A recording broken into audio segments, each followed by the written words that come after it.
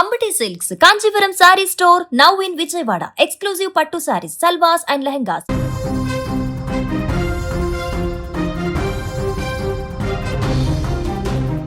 ఇంటి పక్కన వారు ఆపదలో ఉన్నారని ఆదుకోవడానికి వెళ్లడమే వారు చేసిన తప్పైంది.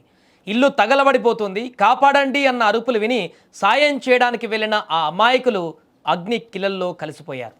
ఒకరి నిర్లక్ష్యం, ఒకరి స్వార్థం 4 నిండు ప్రాణాలను బలి తీసుకుంది.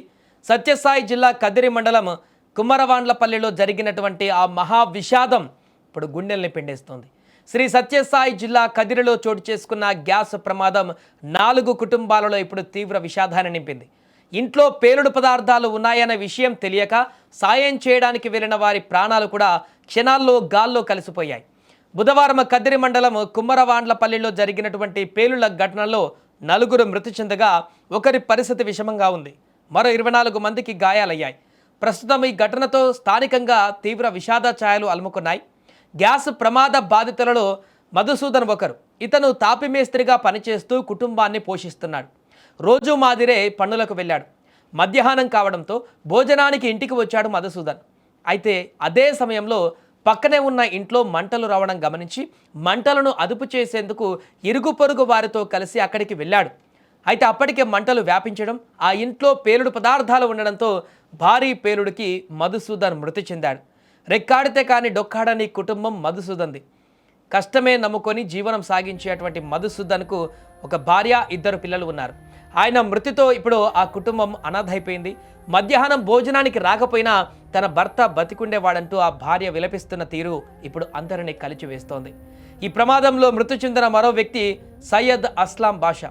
కదిరి పట్టణంలో నివాసం ఉంటున్న అతను కుమ్మరవాండ్లపల్లిలోని సచివాలయానికి భార్యను పిలుచుకొని వచ్చాడు. అక్కడికి ఎదురుగా ఉన్నటువంటి వీధిలో పొగలు వస్తుండడంతో ఆదరాబాదరగా అక్కడికి వెళ్ళాడు. అప్పటికే కొందరు మంటలు ఆర్పేందుకు ప్రయత్నిస్తుండగా వారికి తోడుగా తను కూడా మంటలను అదుపు చేస్తున్నాడు అస్లం బాషా. అయితే అప్పటికే మంటలు పెద్ద ఎత్తున వ్యాపించడం, గ్యాస్ పేలుడు దాడికి బాషా కూడా ప్రాణాలు కోల్పోయాడు.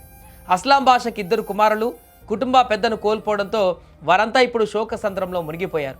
మరో మృతురాలు మాబున్నీసా కుటుంబంతో కలిసి కుమ్మరవాడపల్లెలో నివాసం ఉంటుంది. ప్రమాదం జరిగిన ఇంటికి సమీపంలోనే వీరి నివాసం. అయితే పొరుగింటి వారు దట్టమైన పొగ రావడంతో ఆ ఇంట్లో గమనించినటువంటి ఆమె బయటకు వెళ్లేందుకు ప్రయత్నించగా మాబున్నీసాను కుమార్తె అడ్డుకుంది. అయితే కూతురి మాటలు లెక్క చేయకుండా బయటకు రావడంతో ప్రమాదం జరిగిన ఇంటి గోడ ఒక్కసారిగా బద్దలై మాబున్నీసా ఇంటిపైన పడడంతో అక్కడికక్కడే ప్రాణాలు కోల్పోయింది ఆమె. ఇక ఈ ప్రమాదంలో మృతి చెందిన 4వ వ్యక్తి విశ్వనాథరెడ్డి. ఇతను కదిరి ఆర్టీసీ డిపోలో డ్రైవర్గా పనిచేస్తున్నాడు. డిపోకు దగ్గర ఉంటుందనే ఆలోచనతో కొన్ని నెలల కిందట కుమ్మరవాండ్లపల్లిలో అద్దెకు దిగాడు. ప్రమాదం జరిగిన రోజు విధులు ముగించుకొని ఇంటికి వెళ్తుండగా దారిలో ఈ ప్రమాదాన్ని చూసి సాయం చేయడానికి అక్కడికి వెళ్ళాడు. అయితే ఆయన వెళ్ళిన కొద్దిసేపటికే భారీగా పేలుడు సంభవించడంతో అతను కూడా అక్కడికక్కడే ప్రాణాలు కోల్పోయినటువంటి పరిస్థితి. ఏది ఏమైనా ఒకరి నిర్లక్ష్యం ఇక్కడ 4 ప్రాణాలను బలి తీసుకుంది. సాయం చేద్దామని మంచు మనసుతో వెళ్ళిన వారి ప్రాణాలను ఈ పేలుడు ధాటికి గాల్లో కలిసిపోయినటువంటి పరిస్థితి ఏర్పడింది. నా పేరు నూరు మొహమ్మద్ సార్. ఆడ ఫైర్ జరుగుతాడు, ఇల్లంతా కాలిపోతాను. ఆ సమయంలో ట్రాక్టర్ పక్కన గ్రానైట్కి హోల్ వేస్తారే గ్యాస్ బండి, ఆ ట్రాక్టర్ కాలిపోతా ఉంటే దానికి రెస్క్యూ చేసేపోయి ప్రమాదం అక్కడ అంతా మంటకి ఎవరు రాలేకపోయినారు. ఎవరు రాలేకపోయిన సమయంలో నేను కొంచెం ముందుకు పోయి న్యూట్రల్ చేసి బండి కొట్టేసిన, గ్రౌండ్లో కొట్టేసిన. ఆ టైంలో ఇండ్లు అంతా పేలిపోయింది.